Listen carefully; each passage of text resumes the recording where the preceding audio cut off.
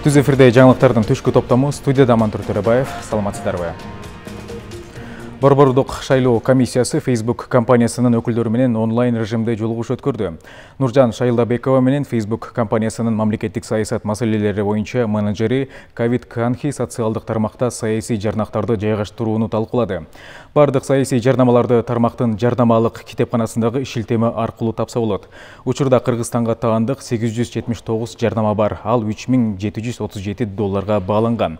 Ичинде партиялар менен жарандардын жарнамасы үчүн каражат төккөндөр да бар. БШК анын төрайымы 3 октябрь үгүт иштери токтогон күнүдө социалдык жарнама жайгаштырууга бөгөт коюу мүмкүнчүлүгү тууралуу сурады.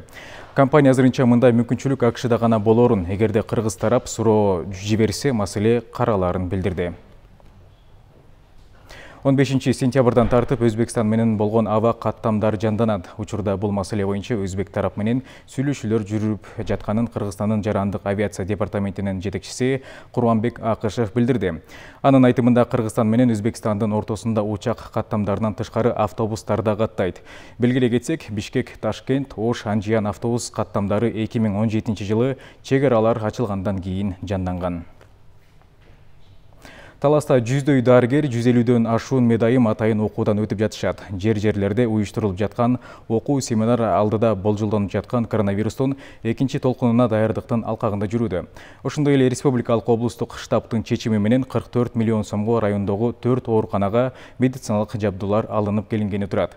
Облуста калк саламаттыгы үчүн көрүлүп жаткан жигердүү иштерден аймактык кабарчыбыз Салика Сариеванын материалы. Талас облустук үй бүлөлүк дарыгерлер борборунун дарыгери Гүлмира Дүйшекеева 35 жылдан бери калк саламаттыгынын камында. Айтымында буга чейинки иш тажрыйбасында коронавируска каршы күрөштө оор мезгил болгон эмес. Июнь-июль айында Таласта илдеттин оор жана жеңил формасына кабылгандар арбыган. Ошол мезгилде эмканага күнүнө 70ке чейин бейтап кайрылып жатты. Ошол убакта только бизге семейный үй бүлөлүк дарыгерлерге, үй бүлөлүк медицинада иштеген специалисттерге гана аябай күч келди да.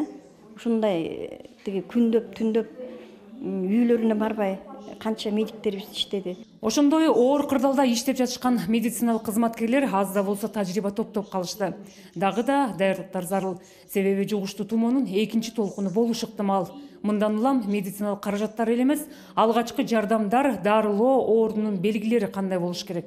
Бул боюнча бир жумадан бери Таласта 100дөй дарыгер, 150дөй медайымдар окуудан өтүп жатышат. Жаңы информацияларды бизге берип, биздин жумушубузга, иштеп аткан ишибизге, больнойлорду карап атканда аябай керектүү көп информациялар берилип атат. Ошол жагынан бизге аябай жакшы жеңилдик болуп атат. Ошондой эле айылдагы эмканаларда облустук штабтын чечими менен шарттарды жакшыртуу иши колго алынды. Ар бир медициналык мекемеде жуунуучу душтар, кир жуучу автомат машиналар, ысык муздак суу тутумдары орнотулат. Биринчиден суу киргизилсин, жылуу суу киргизилсин.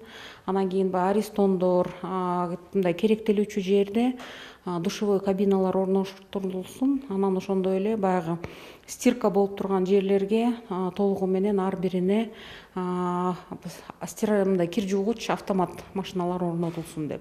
Талас районундагы Көгөй айылында 2006 жылы токтогон аймактык оорукананы кайра калыбына келтирүү иши 80% аяктап калды. 300 орунга ылайыкталып жаткан бул оорукананы оңдоо иштери аяктаса, 33 миллион сомго керектүү медициналык жабдыктар, эмеректер алынат. 98 позициядан турган заявкабызды бердик. Ошол заявканы Кудай буйруса 44 миллион сомго ушул камсыздап беребиз деген чечим бар бүгүнкү күндө. 44 миллиондун ичинен 33 миллиону толугу менен ошол больницага камсыздалышына, мебелге, медоборудованияга кетет. Калган акча каражаты ар бир ЦСМ, ЦОПга жакшы мощный генераторлорду дагы койдук бул сметага, заявкага. Учурда Талас облустук бириктирилген оорукананын кабыл алуу бөлүмүндө жана наристелерди дарылоо бөлүмдөрүндө оңдоо иштери жүрүп жатат. Андан тышкары Кара Бура райондук ооруканада да кошумча бөлүм курулууда. Бакай Атай райондук оорукананын жугуштуу оорулар бөлүмүндө капиталдык ремонт иштери жүргүзүлгөн. Салика Сариева, Нурлан Иманалиев, Ала 24, Талас облусу. Кыргызстандын Россиядагы элчилиги коронавирус пандемиясынын мезгилинде дипломатиялык өкүлчүлүккө жардам берген 24 ыктыярчыга ыраазычылык билдирди. Студенттер жана Москвада эмгектенген мекендештер 5 ай бою муктаждарга тамак аш таратууда.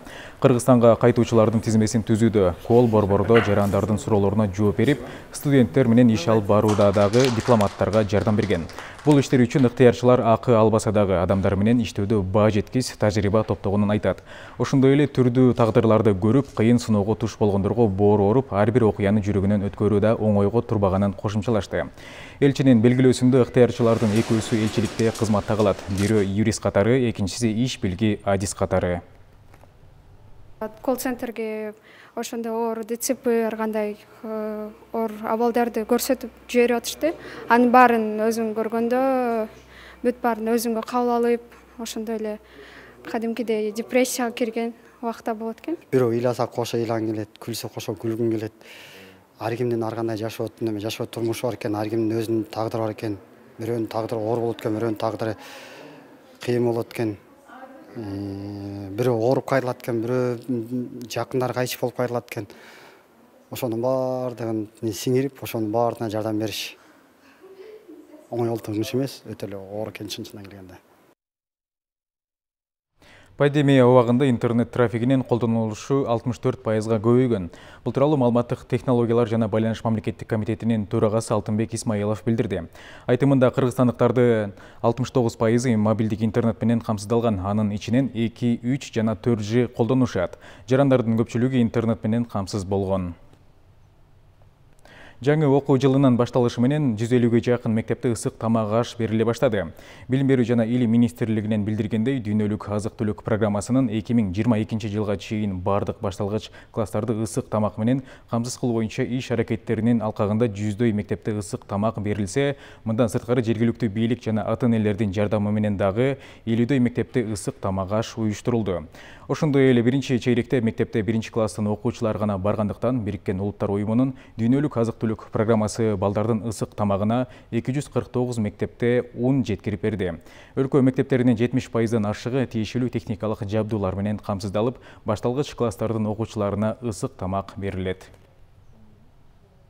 Бишкек шаарынын ар бир жаңы конушуна таза суу менен үзгүлтүксүз камсыз болууга тийиш. Мындай тапшырма шаардык мэрия тарабынан коюлду. Азыркы этапта дээрлик бардык жаңы конуштарда суу түтүктөрүн алмаштыруу жана суу киргизүү иштери жүрүп жатат. Кененирээк кабарчыбыздын материалында.